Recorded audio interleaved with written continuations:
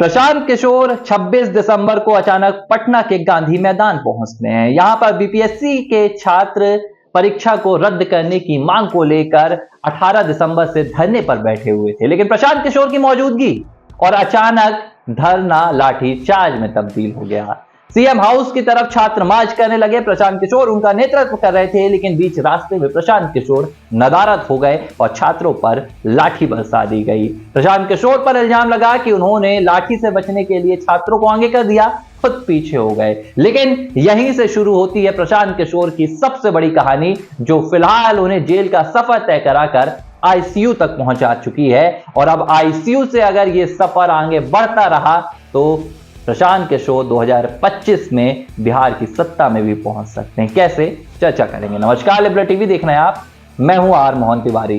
प्रशांत किशोर लगातार बिहार की राजनीति में सक्रिय होते जा रहे हैं और सशक्त भी होते जा रहे हैं। इसकी बानगी तब देखने के लिए मिली जब बीते दिन प्रशांत किशोर ने जमानत लेने से इनकार कर दिया।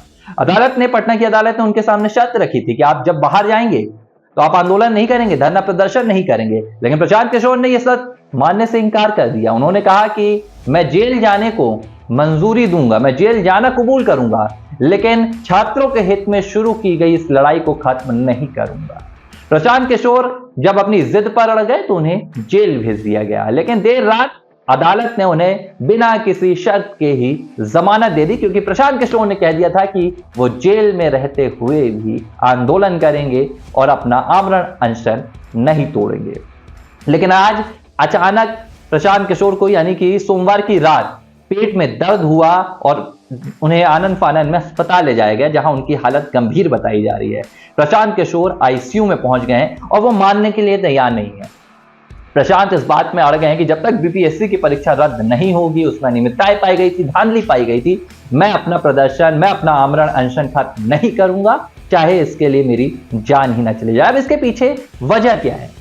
पहली वजह है प्रशांत किशोर के खिलाफ छात्रों का आक्रोश, जो 26 दिसंबर को हुआ था। प्रशांत किशोर के खिलाफ छात्रों ने नारेबाजी कर दी थी, उनके खिलाफ आरोप लगे कि भाई आपने छात्रों का साथ छोड़ दिया। जबकि राजनीति जो प्रशांत किशोर की शुरू हुई है वो युवाओं के भरोसे हुई है। प्रशांत किशोर का चाहे वो जन स्वराज आंदोलन हो, 2 साल वो लगातार युवाओं के बीच घूमे, उनके आंदोलन में, उनकी इस यात्रा में युवाओं का जमावड़ा रहता था। लेकिन प्रशांत किशोर पर छात्रों ने ही आरोप लगा दिए कि भाई आप तो हमें बीच में छोड़ के चल गए।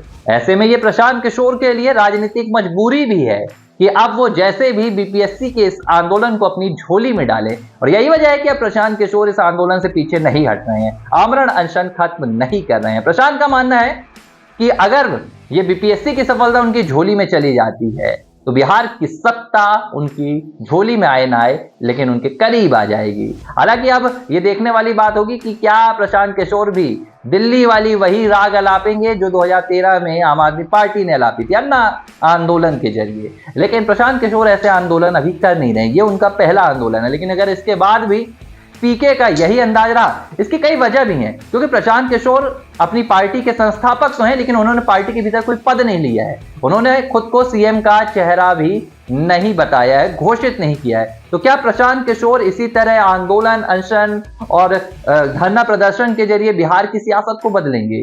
हालांकि कहा भी नहीं जा सकता है, राजनीतिक रणनीतिकार रहे हैं, हो सकता है प्रशांत किशोर की ये नई रणनीति हो। हालांकि ये रणनीति उन्हें बिहार की सत्ता के कितने करीब पहुंचाएगी, इसका फैसला आने वाले विधानसभा चुनाव में राज्य की जनता करेगी। बहरहाल उनकी स्वास्थ्य को लेकर यही अपडेट सामने आ रही है कि प्रशांत किशोर दवाई नहीं ले रहे हैं, उन्होंने दवा लेने से इनकार कर दिया है, पेट में इंफेक्शन है और लगातार उनका स्वास्थ्य बिगड़ता जा रहा है।